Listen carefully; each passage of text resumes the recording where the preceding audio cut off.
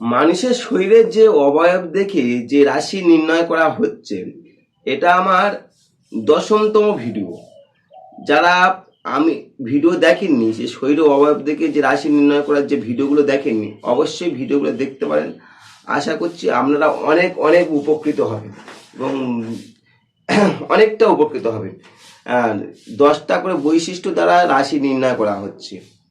একটা মানুষের 10টা করে বৈশিষ্ট্য দ্বারা, যাদের জন্ম তারিখ বা জন্ম সময় কোনো কিছু জানা নেই, তারা এই নিজের শরীরের যে অবয়ব দেখে যে রাশি নির্ণয় করা হয়, প্রাচীন শাস্ত্রকাররা যে রাশিগুলো নির্ণয় করেছেন, সেটা আমি আজকে আমাদের সামনে তুলে ধরছি। এর আগে আমি ধনুরাশি পর্যন্ত আলোচনা করেছি, এটা আলোচনা করবো মকর রাশি। ঠিক আছে, যারা এই ভিডিওগুলো দেখেননি, আগের ভিডিওগুলো দেখেননি, অবশ্যই দেখে নেবেন, তাতে আপনারা অনেক উপকৃত হবেন এবং আপনাদের রাশি কি অনেকটা নিজেরা বুঝতেও পারবেন। নমস্কার, আমি অ্যাস্ট্রোলজি রাজকুমার শাস্ত্রী। আমার এই ভিডিওতে সবাইকে স্বাগত। যারা আমার ভিডিও দেখছেন তাদেরকে আমার অসংখ্য অসংখ্য ধন্যবাদ। আর আমার পেজে যদি প্রথমে এসে থাকেন বা আমার প্রথমে এসে থাকেন, অবশ্যই যদি ভিডিওটা ভালো লাগে একটা সাবস্ক্রাইব করে দেবেন।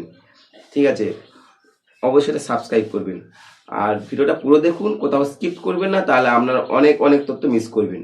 যাদের মকর রাশি, যারা জাতক বা জাতিকা হয়, যারা মকর রাশি জাতক বা জাতিকা হয়, তাদের দেহ দৈর্ঘ্য হয় একটু মধ্যবিত্ত, বরং একটু হর্ষতার দিকে ঝোঁক থাকে। এদের দেহ দৈর্ঘ্য মধ্যবিত্ত বরং হর্ষের দিকে ঝোঁক থাকে। দেহ গঠনের মধ্যে মকর রাশি যারা হয় তার মিথুনের ঠিক উল্টো হয়। মিথুন রাশির লোকগুলো কি বেটে হলেও লম্বা বলে মনে হতে পারে।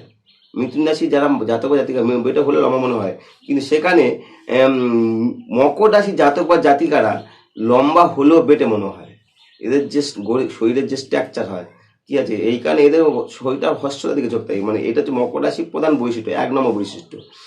2 নম্বর বৈশিষ্ট্য, যারা মকর রাশি জাতক বা জাতিকারা, যাদের এদের ত্বকের বর্ণ খুব ভালো হয় না। সাধারণ অবস্থায় দেখবে, সাধারণ অবস্থায় এদের ত্বকের যেমন রুগ্ন হয়, একটা বা পার্চামেন্টের মতো মনে হতে পারে, ঠিক আছে, বলে মনে হয়। মানে শরীরে এদের যে ত্বকের বর্ণটা একদম এরকম হয়। ঠিক আছে, কোনো ব্যাধি যদি হয়, কোনো মকরের জাতক জাতিকাদের কোনো যদি ব্যাধি যদি হয়, তখন দেহের যে যে ত্বক থাকে না, পুরো মৃতদেহের মতো মনে হবে এবং সীসার মতো, মৃতদেহ বা সীসার মতো মনে হতে পারে। এবং কোনো কোনো ক্ষেত্রে চর্ম যেন কঠিনোয়া বা খসখসে হয়ে যায়। ঠিক আছে, কিন্তু অধিকাংশ তাহলে মকর বা রাশি জাতক বা জাতিকারা যারা হচ্ছে, তাদের চর্মের স্বাস্থ্যের লাবণ্যের একটা অভাব ঘটে এবং একটা লাবণ্যের অভাব, বিবর্ণতা দেখা যায়। এইটা হচ্ছে মকর রাশি জাতক জাতিকাদের একটা মেন একটা, মানে চামড়া দেখলেই বুঝতে পারবেন তারা আমার এই রাশির জাতক বা জাতিকা। চামড়ার সমস্যা, স্কিনের সমস্যা হচ্ছে, সঙ্গে সঙ্গে বুঝতে পারবেন যে আমি মকর রাশি জাতক বা জাতিকা, যার জন্য আমার স্কিনের এই সমস্যাগুলো আছে। 2 নম্বর বৈশিষ্ট্য। 3 নম্বর বৈশিষ্ট্য, মকর রাশি জাতক জাতিকারা দেহ খুব সুগঠিত হয় না। দেহের দৈর্ঘ্য একটু মধ্যবিত্ত হয়, কিন্তু দেহ খুব সুগঠিত হয় না, দেহ তো একটু মধ্যবিত্ত হয়, কিন্তু এদের হাত পাটা না বেশ লম্বা হয়। মকর রাশি জাতক বা জাতিকা, এদের দেখবেন হাত পা বেশ বেশ লম্বা হয়। দেহ যদি মধ্যবিত্ত হলেও কিন্তু হাত পা লম্বা হচ্ছে এবং কোথাও দেহের মধ্যে একটা খোঁচা খোঁচা ভাব দেখা যাবে। যদি অবশ্যই, মানে যাদের এই লম্বা হাত পা লম্বা বেশি মনে হচ্ছে ঠিক আছে, অবশ্যই বুঝে নেবেন আমার আমি যে জাতক বা জাতিকাটা হচ্ছে মকর রাশি, যাদের জন্ম তারিখ নেই, তারা অটোমেটিক বুঝতে পারবে। এটা 3 নম্বর পয়েন্ট। 4 নম্বর কি বলতো, মকর রাশি জাতক জাতিকা মুখমণ্ডলটা অনেকটা গোল হলেও ঠিক যেন একটা, মানে কি, কোথাও যেন শীর্ণ ভাব দেখা যায়।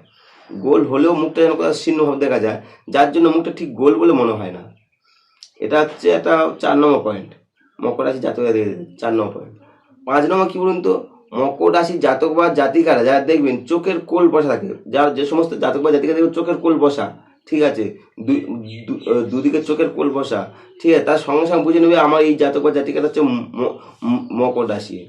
চোখের ভাবের মধ্যে এবং এই চোখের কোল বসা এবং চোখের ভাবের মধ্যে কোথাও মৃগ বা গাভীর মতো মনে হবে, কোথাও মৃগ বা গাভীর মতো ধীর বা শান্ত ভাব দেখা যায় একমাত্র মকর রাশির জাতক জাতিকাদের জন্য এতে।